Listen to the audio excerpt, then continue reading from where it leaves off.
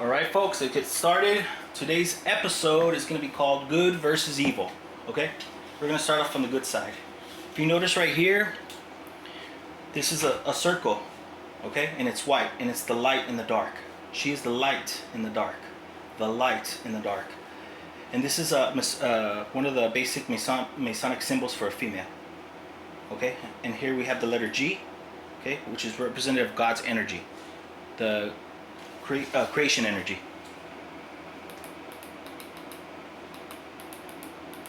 Okay, and it has even a halo right there on the letter G, on top of the letter G. God's creation. Okay, and she is the light in the dark, and she's on the right side. Remember that, she's on the right side. Okay, she is the good. She's the light in the dark. Okay, and now we have the evil side. Okay, she is the darkness in the light. She's the darkness in the light. The dark in the light. Okay, and she's evil, right? And here we have another female Masonic symbol, a V, but it's a black V. It's the black. It's the darkness in the light, and she's evil. Remember that. And also, if you can look closely, it's the color red. And if you mix it, it's red and black, right? Red and black. So the satanic, that's one of their favorite colors. Not favorite, but that's what usually they wear. They wear red and black, okay? Red and black for satanic and the evil. The evil is the dark in the light, okay? The dark in the light. Okay? And she's on the left side. She's the evil in the light, the dark in the light, and she's on the left side. She's the good, the light in the dark, the light in the dark, and she's on the right side. Okay? And if you look closely in the background, just like in the previous episode I showed you about the thunderbolts, how the front was kind of mixed up and the back was the correct way. So here, see, she's on the white is on the left side, okay, which represents a male, and the black is on the right side, which represents a female. Okay, that's what that means, not evil. But these two characters are playing the game. So she is the light in the dark, and she is the dark in the light. She's on the left, she's the dark in the light, and she's on the left, and she's evil. She is the light, the lightness, the life, God's creation in the dark, okay? And she's on the good side, and she's on the right side. Very significant, okay? If you look, it says down here, color has never been so black and white, which black is on the right and white is on the left. This is actually a 1991 comedy, sitcom comedy that was, I think, canceled within the first year. It has the actor Seth Green. He played movies like, let's see, Austin Powers, Life Without a Paddle. He was in a couple of shows like Buffy the Vampire Slayer, Chicken Robot. I think he produced that one. Okay, but anyways. So here you go. She's the evil, dark in the light, and she's on the left, and she's evil. Black V. Remember that. Remember that. She is the good in the light in the dark. Okay? She's on the good side and she's on the right side. Very significant. And if you can see right here, she has golden pumps. Okay? This one, she looks like she has gray pumps. And this one, she has golden pumps. Very significant. Okay? I just want to say something really quick. I found a pattern within the witches. Okay? For example, I'm going to say, for example, the movie Carrie. Both modern and both the first one. With Sissy Spacek. A redhead giving birth to an evil blonde. Remember that. A redhead giving birth to an evil blonde. I've seen the patterns throughout many movies, so it's very weird. So remember in the movie Carrie, her mother is redheaded, but she's good. She don't do the evil. And Carrie's blonde, and she ends up being, evil. I say she's evil because she had the choice. She didn't have to kill those people, but she did. Some say, she was angry and all that, but I don't know. She chose her path, Carrie had chose her path. But I just want to say that pattern. Redhead having an evil blonde. A good redhead having an evil blonde. Okay, one more. Okay, here we have again the Masonic diamond grid. Okay, and it's the light in the dark. Remember that, the light in the dark. Okay, and yes, this is a game of good and evil. Okay, if you notice, it makes a white V, makes a white triangle, a white W, a white M, so on and so forth, etc., etc. Okay, the light in the dark. So these Masons who present this are most likely on the good side. So the light in the dark. Okay, but don't take my word for it. You got to use your own discernment. Okay, now here we have the opposite, the dark in the light. The dark in the light. Okay, and usually the evil Masons, that's them, the dark and the light. Yeah, so here we have a black triangle, a black V in the dark, a black M in the dark, a black W in the dark. No, I said, sorry. So a black triangle in the light. My bad. So a black V in the light. So most likely, yeah, this represents the evil Masons, the dark in the light, the dark in the light. And this is the Masonic diamond grid, I call it, or Masonic diamond crosshatch. Okay, the dark in the light, and they're on the evil side. I'll get more into it, like, because some people are like, oh, but this is a light Masonic diamond. Just wait, just hold your horses. I know.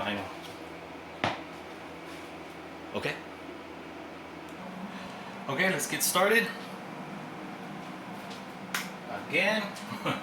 Okay, so we're gonna put good on the right side, okay? Like it was. Okay, and then we're gonna put versus evil on the left.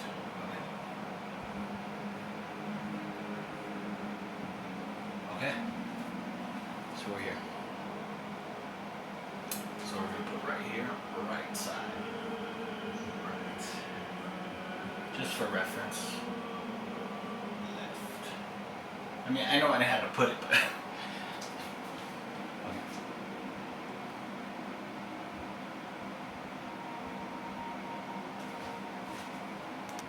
okay, so I'm gonna give you a Masonic symbol, or a hidden symbol, or an ancient symbol for good. Okay, and it goes like this.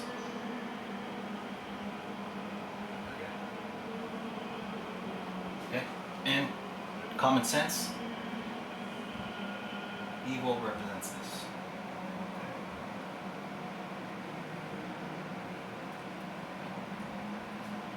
Okay.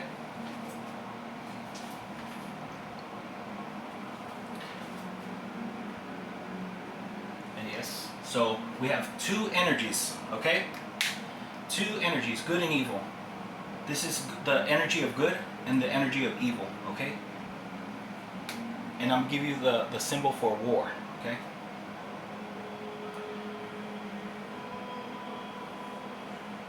So, war. Okay? This is the symbol for war, okay? These two opposing energies close together, two opposing energies, good and evil, okay? G, E,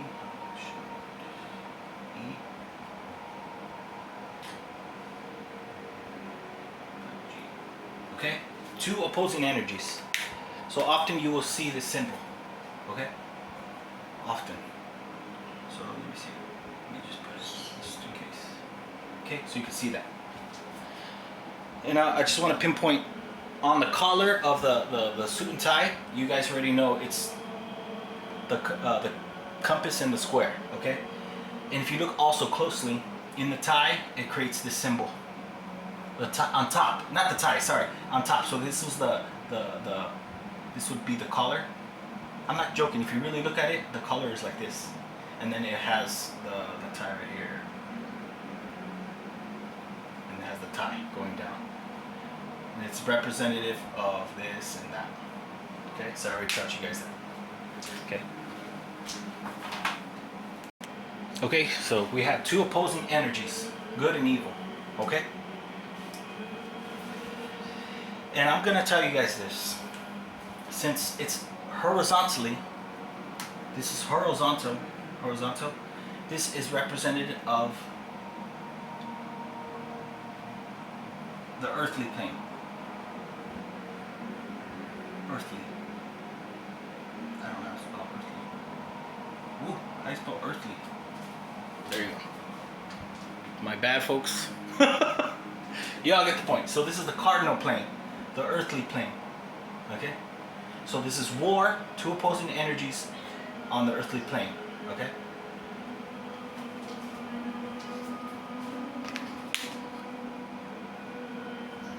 Okay. So again, a war in the horizontal. In the horizontal. So it's the material plane, the physical plane, the mortal. Remember that, the mortal plane, the physical plane, the material plane. Okay? And it's horizontal. This is horizontal, okay? Horizontal. So war on the earth. Good and evil. Fight of good and evil on the earth, on the material plane. Okay?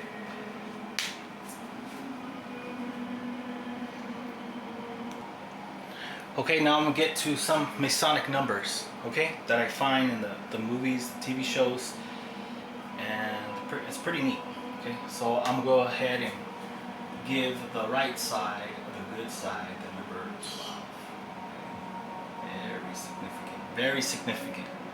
Okay, now on the evil side, the evil number, it's 14.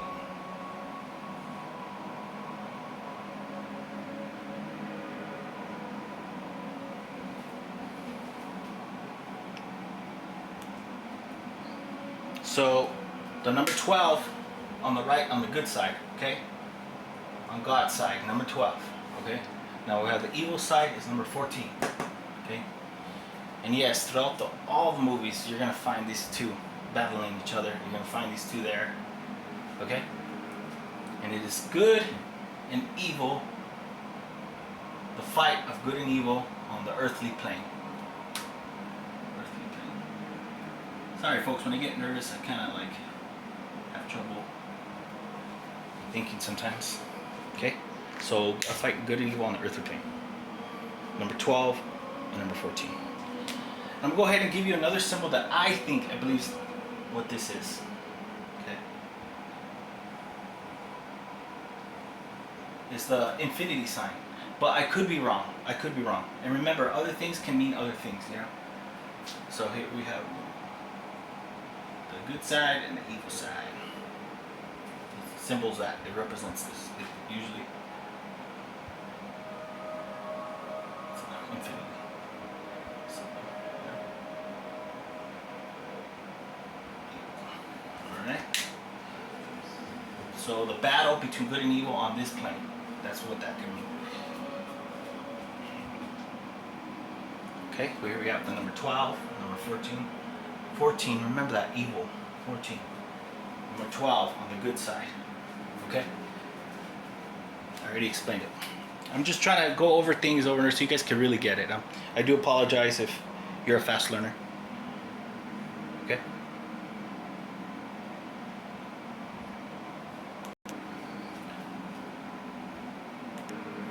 Okay, I don't know if anybody has noticed this about the title Marvel Comics, okay? But if you split Marvel into like 3 pieces, I'll show you, okay? So on the good side we have Marduk. Let's just say Mar, okay, for Marduk.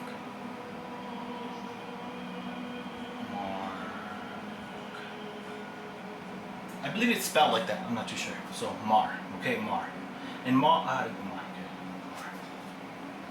okay, and we're gonna put the V, that's there.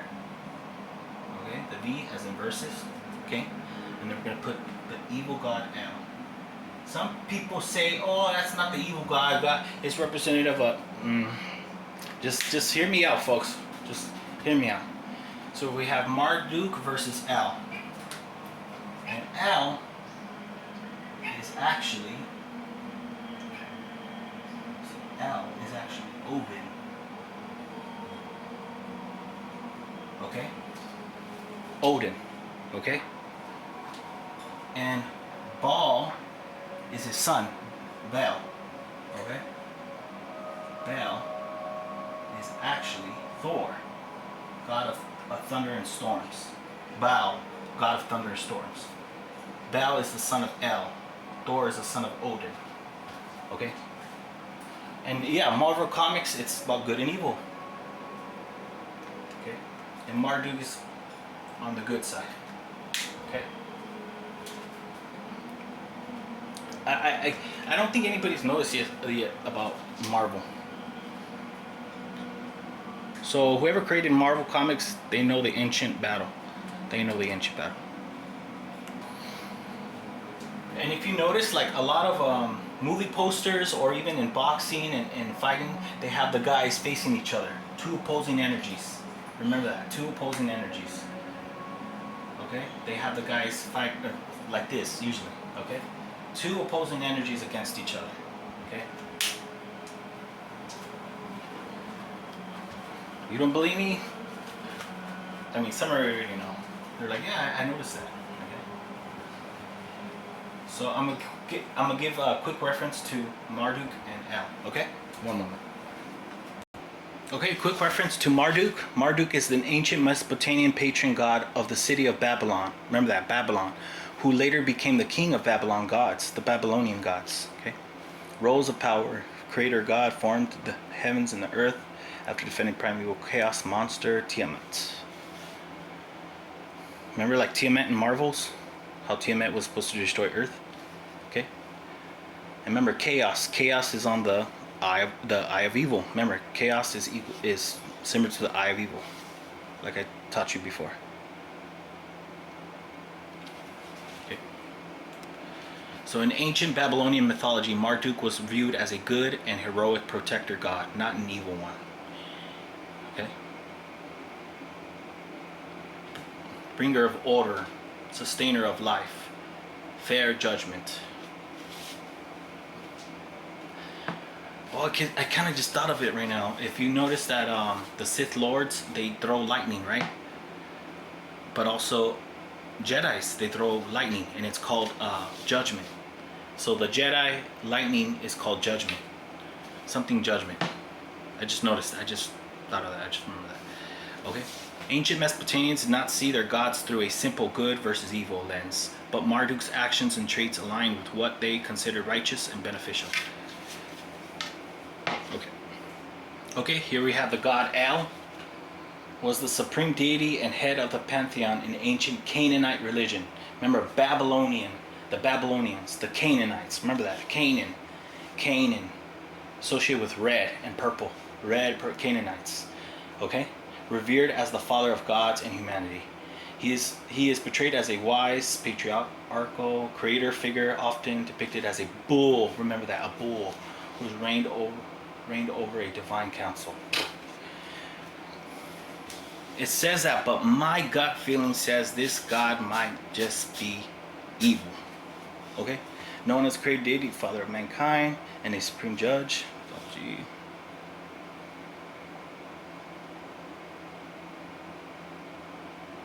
Okay? And if you look down here closely, one moment. Okay, if you look down here closely, right here, it says relationship to Baal, okay? While El was the formal head of the pantheon, his son Baal often acted as the active war king in Canaanite myths. One more.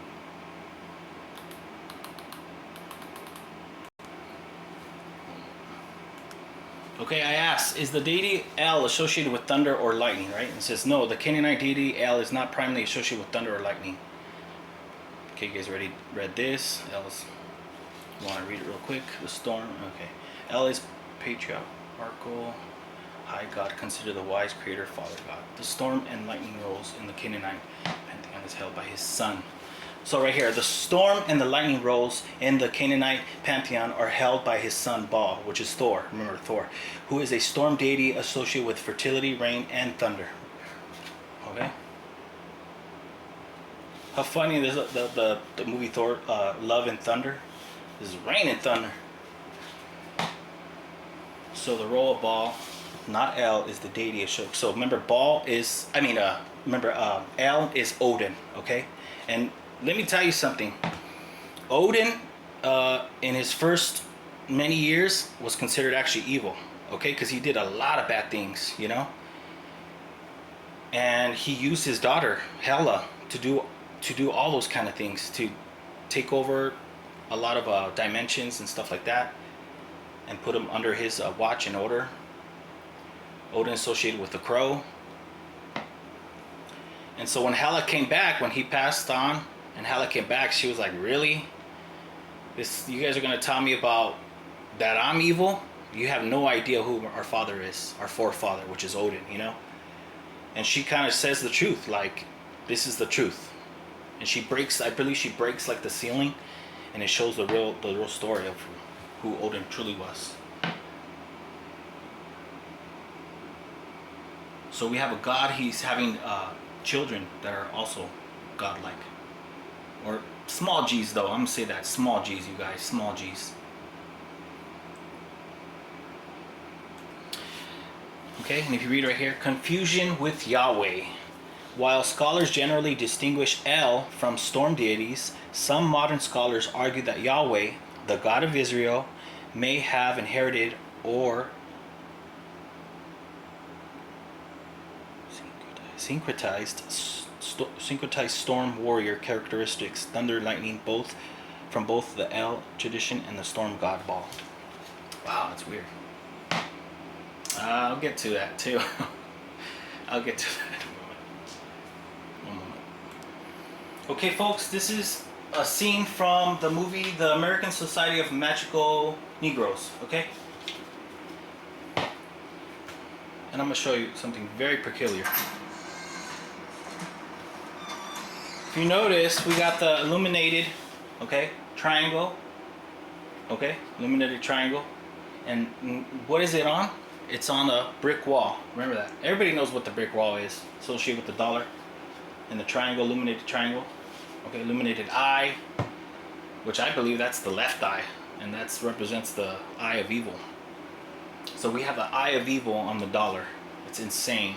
And if you look it up, it'll say like, no, it's not neither the right or left, but I'm not sure. But it seems to me like it's the left eye, illuminated left eye, and you know that's the eye of evil, which associated with chaos and evil. Okay. And you notice too, there was see squares. See the squares? Oh, one moment. Does the last? Oh darn it. Uno momentito. Sorry about that. Okay, wait. We have a black square. Okay, we have a black square. Okay.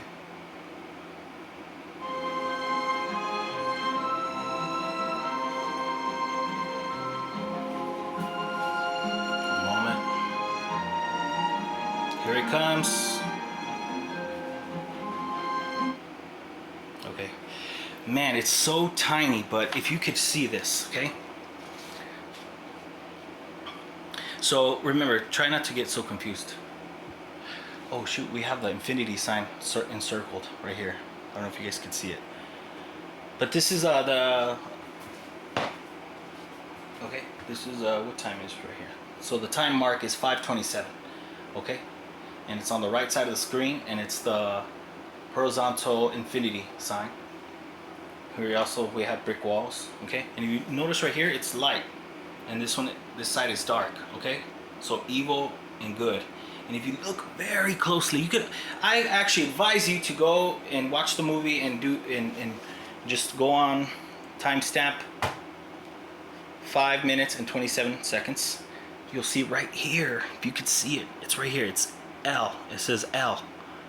And they're very in the letter M, and it's in black, and it's the dark and the light. So it's a E and a L, and a lower capital L, a capital E and a lower capital L. Okay, and it's L, and it's on the dark side, on the left. Remember how the Satanic switch it? They put the light on the right and the dark on the left. But it's also representative of good and evil, and you see L right here. it's so fun, man. You guys are gonna have so much fun finding these things. Very intricate. What these directors do. Very intricate. So yeah, if you can see closely, it's the L. It's L right there, right there. It's the letter M, and it's in black, and it's on the dark side. Okay, and here we have the horizontal infinity symbol encompassed in the circle. It is contained. Okay, and this is the American Society of Magical Negroes. Okay, it's a pretty fascinating movie too. These have to do with the children of the fallen angels. You know, they have magical powers in their blood. And I would say that since it's a magical society of magical Negroes, these are the black bourgeoisie, what I call the the middle class, or the doctor's lawyer. These are also the offspring, supposedly offspring of the royal families, and they're there to protect the royal family, royal banking families, the fallen angel families. Okay, the number 13. Okay, they're there for that. I call them the black bourgeoisie, or the boule, the black boule. And I'm gonna get into all that. Trust me. Okay. One moment. Okay, here we have the earthly battle against good and evil. Earthly. So just a quick reference back. So number 12 on the good side, number 14 on the evil. Okay. L O